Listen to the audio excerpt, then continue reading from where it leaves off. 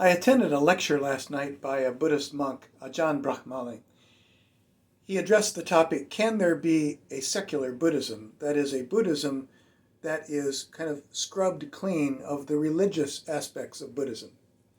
And by religious, he especially focused on rebirth, the Buddhist teaching and Hindu teaching too, that we are all on an endless cycle of births, one after the other, that when we die, we are reborn into another creature here on earth.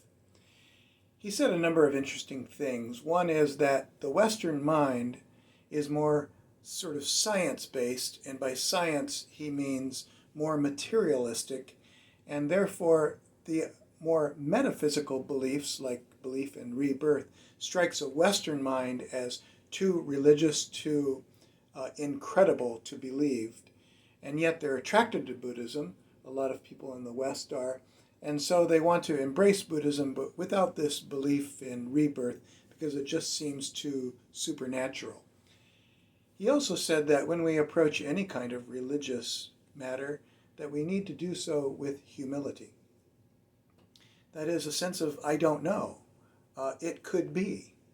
And that's true for rebirth and any of the other religious aspects of religions.